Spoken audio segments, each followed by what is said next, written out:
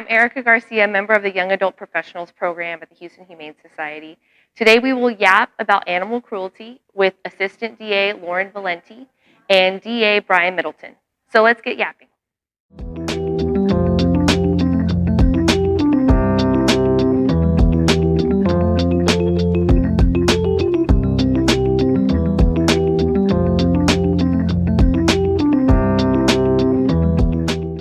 Well, it really started me going to law school.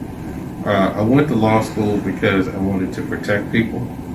I've been the type of person I've always hated bullies, and so that naturally led me to law school. And so when I was in law school, all I wanted to do was protect people. Then I got an internship at the Harris County District Attorney's Office, and then that's when I discovered my passion for prosecution. And so now that I'm in this role, the thing that I love most about this role is protecting people and protecting humanity.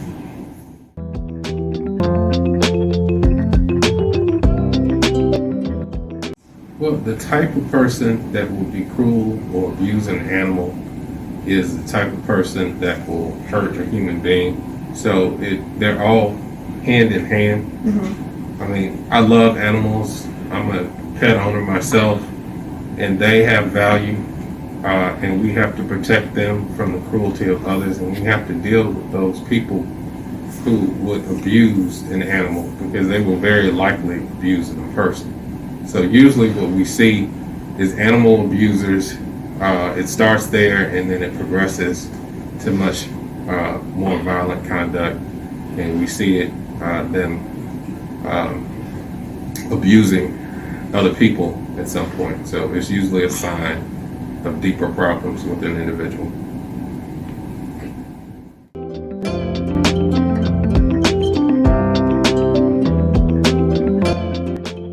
Well, in Fort Bend County District Attorney's Office is the Chief Executive Law Enforcement Office, which means that any time a crime is committed in Fort Bend County, if it's above a Class C and it's not in the city, then it has to come through this office. So if you get a city traffic ticket, that remains at the city, but anything other than that has to come through this office if it's a crime. So we approve charges, we prosecute people for any sort of criminal conduct within Fort Bend County. And so that includes animal cruelty. And this office now has an animal cruelty unit. We have our own investigator who's out investigating animal cruelty.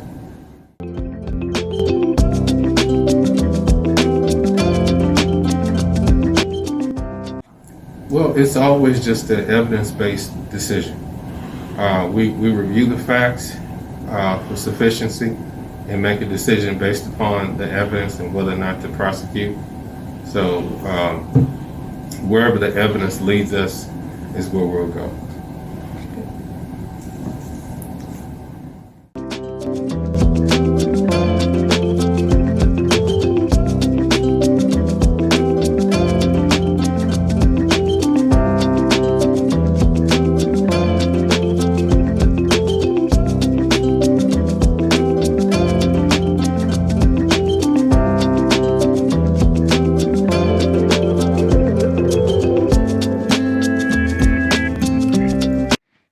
When I went to law school, I went in knowing that I wanted to be a prosecutor, but not necessarily what type of crimes I would be passionate about prosecuting. When I first came here to the DA's office, I was just in general misdemeanor, trying all different types of cases for a year, and then I got the opportunity to move to the domestic violence division, and that kind of just naturally flowed into also helping with the animal cruelty cases, just because there is that link between animal cruelty and domestic violence.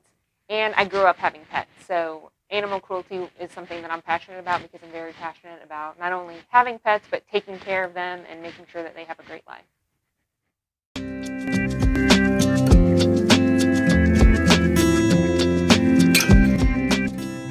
So like I said, there is that link between animal cruelty and domestic violence.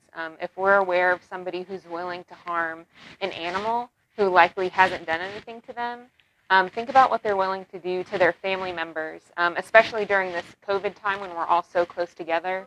and you may have those interactions with people, and you have family members that, maybe you may be touching on some little things that they do that you didn't notice before when you're so close together. And so we just want to make sure that we're not only protecting the human victims of family violence, but we're protecting everyone in the home, and that's including animals.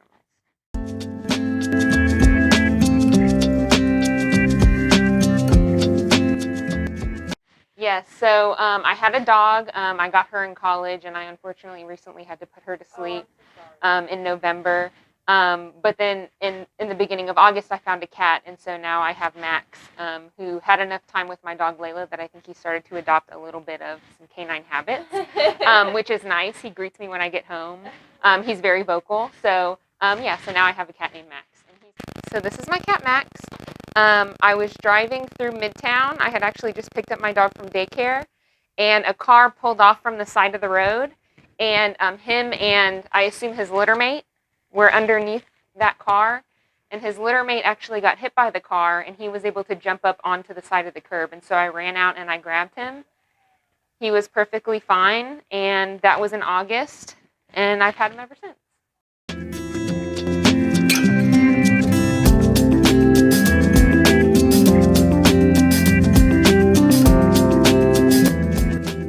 A big thanks to ADA Lauren Valenti and DA Brian Middleton for yapping with us about animal cruelty.